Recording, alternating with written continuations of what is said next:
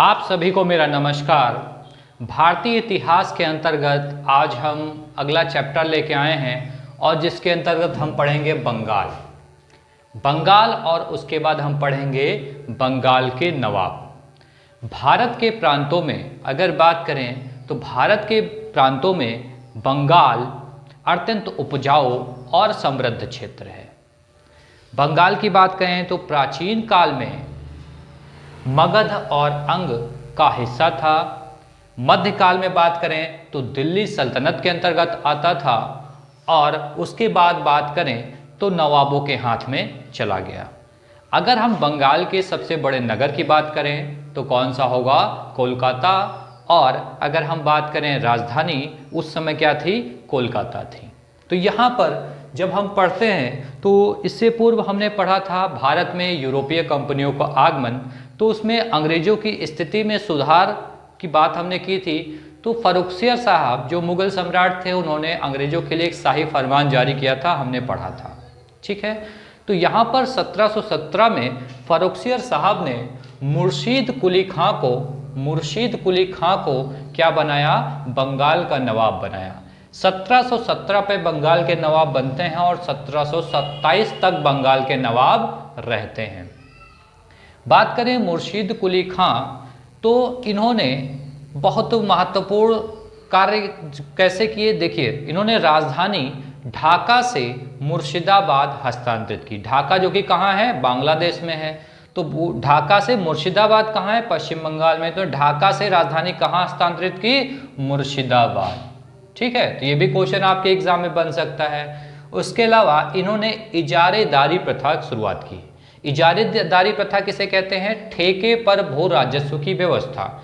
जैसे इन्होंने क्या किया, उस बंगाल के क्षेत्र के जो टैक्स वसूली होती थी उसको ठेके पे दे दिया कि आपका, जैसे सपोज दैट आप किसी को ठेका दे दें कि पर मंथ मुझे 1 लाख रुपए चाहिए, अब आप उससे कितना भी कमाएं, कैसे भी वसूले, वो मेरा इशू नहीं है। इसी तरीके से इन्होंने इजारेदारी प्रथा शुरू की, मतलब भू राजस्व की व्यवस्था ठेके पर कर दी।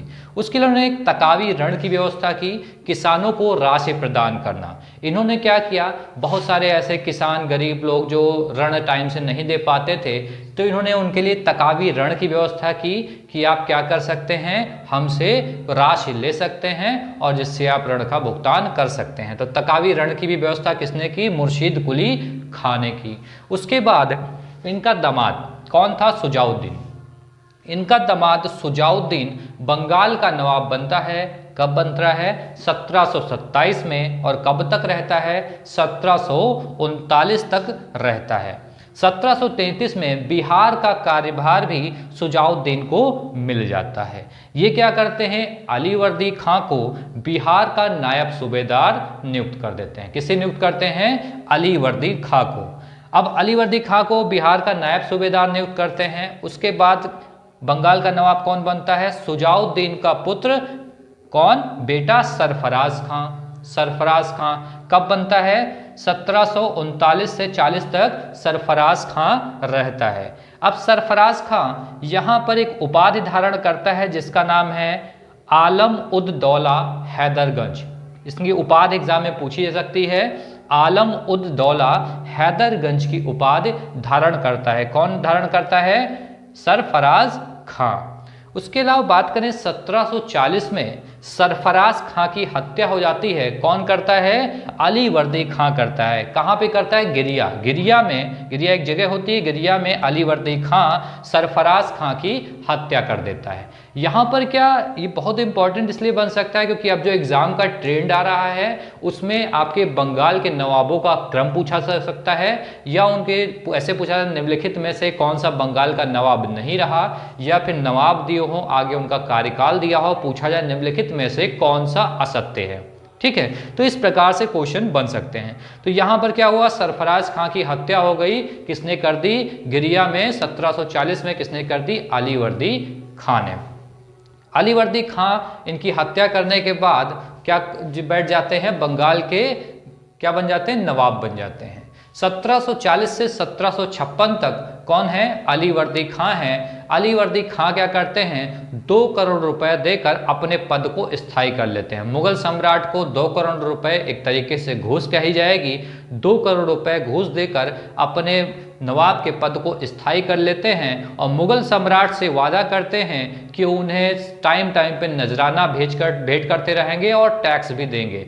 लेकिन 16 साल के कार्यकाल में अली वर्दी खां एक बार भी कोई नजराना या टैक्स नहीं देते हैं। अगर बात करें तो सिर्फ नाम मात्र का और मुगल सम्राट के अधीन होता है, लेकिन उस पर कोई भी फायदा यहाँ पर मुगल सम्राट को नहीं मिलता है। ठीक है, यहाँ पर अली वर्दी खां ने यूरोपियों की तुलना मधुमक्खियों से की। कैसे की? उन्होंने कहा कि यूरोपियों की तुलना मधुमक्खियों से की। उन्होंने कहा यदि इन्हें ना छेड़ा जाए तो यह शहद देंगी और यदि इन्हें छेड़ा जाए तो ये क्या होंगी? काट काट कर मार डालेंगी। इन्होंने क्या कहा? जो यूरोपीय कंपनियां हैं इनको अगर हम छेड़ेंगे, अब यूरोपीय कंपनियों में कौन थे? जैसे स्टार्टिंग पुर्तगाली से हुई, फिर डच आए, फिर अंग्रेज आए, फ्रांसीसी आए, तो सभी यूरोपीय कंपनी थी। कहा अगर इन्हें हम छेड़ेंगे तो क्या होंगी? ये काट काट के हमें मार डालेंगी और इन्हें अगर हम नहीं छेड़ेंगे तो क्या होंगी? हमें शहद देंगी, मतलब क्या है? फायदा देंगी। तो अली वर्दी खां की बात करें तो इन्होंने मराठों ने इन्हें बहुत परेशान किया था। ठीक है, अली वर्दी खां की 3 पुत्रियां थी। इन्होंने एक पुत्री का विवाह ढाका में किया, दूसरी पुत्री का विवाह पूर्णिया में किया और तीसरी पुत्री का विवाह पटना में किया। इनके रहते हुए इनकी तीनों ही पुत्रियों के हस्बैंड एक्सपायर हो चुके थे, खत्म हो चुके थे। तो ढाका में जो इनकी बड़ी बेटी थी उनका नाम क्या था? घसीटी बेगम, जो कि ढाका के गवर्नर की विधवा थी। और जो दूसरी पुत्री थी पूर्णिया, उसका पुत्र शौकत जंग वहाँ का गवर्नर बन चुका था। और तीसरी पुत्री जो पटना में थी उसका पुत्र सिराजुद्दौला।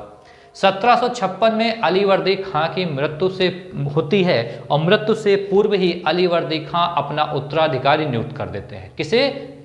अपनी सबसे छोटी पुत्री जो कहाँ थी? पटना में। पटना की जो पुत्री थी उनके पुत्र कौन थे? सिराजुद्दौला, जिसे कहा गया दौहित्र। दौहित्र मतलब पुत्री का पुत्र, दौहित्र मतलब पुत्री के पुत्र को दौहित्र कहते हैं। तो अपने दौहित्र को क्या करते हैं? उत्तराधिकारी नियुक्त कर देते हैं सिराजुद्दौला को।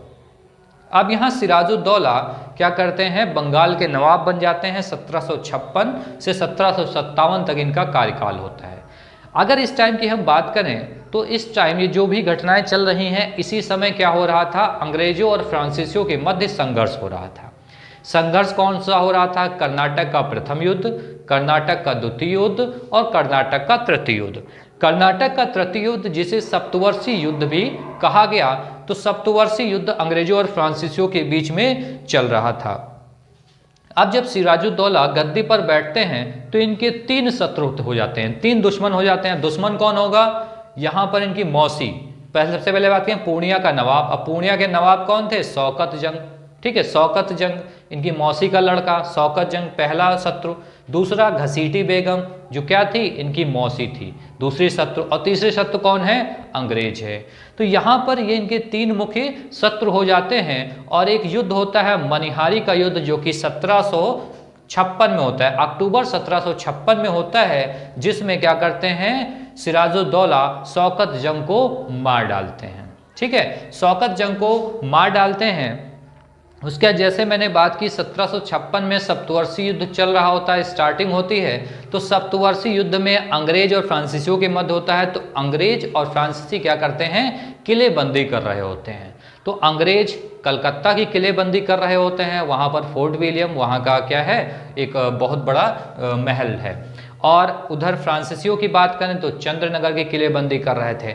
नवाब सिराजुद्दौला दोनों को ही मना करते हैं। जब ये मना करते हैं तो फ्रांसीसी मान जाते हैं, परंतु अंग्रेज नहीं मानते हैं। जब अंग्रेज नहीं मानते हैं तो नवाब सिराजुद्दौला क्या करते हैं? 4 जून 1756 को कासिम बाजार पर आक्रमण कर उस पर अधिकार कर लेते हैं। कासिम बाजार कहाँ है? आपके पश्चिम बंगाल में ही है। ठीक है, तो कासिम बाजार पर आक्रमण कर उस पर अधिकार कर लेते हैं और 15 जून को कलकत्ता पर आक्रमण करते हैं।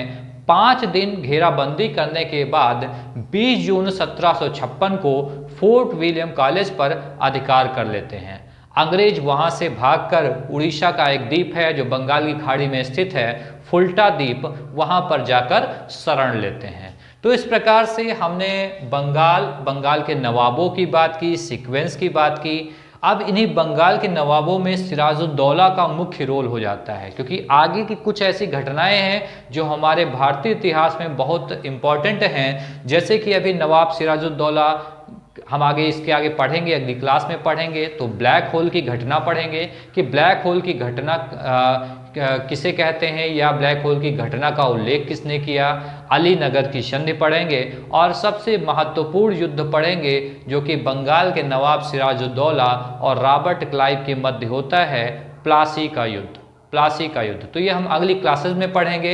बहुत इंपॉर्टेंट चैप्टर है, इसे अब अगर एक आप बेसिक से है, अगर आप इसे आप समझ लेंगे, सीक्वेंस को ध्यान से देख लेंगे, नोट्स बना लेंगे, तो आने वाले एग्जाम में आपसे कोई मिस्टेक नहीं होने वाली है। जैसे कि एग्जाम्स का पैटर्न अब रटंत विद्या पे कार्य नहीं करता है। अगर कोई भी चीज़ आप रट के जाएंगे तो भूल जाएंगे और वहाँ क्वेश्चन अटैम्प्ट नहीं कर पाएंगे, क्योंकि एक क्वेश्चन में अब आपको 4 क्वेश्चन मिलते हैं। इस तरीके से आपको चीज़ों को समझना होगा, समझने के बाद ही आप क्वेश्चंस को हल कर सकते हैं। आज के लिए इतना ही, अगली क्लास में हम लोग इससे आगे का पढ़ेंगे। बहुत बहुत धन्यवाद।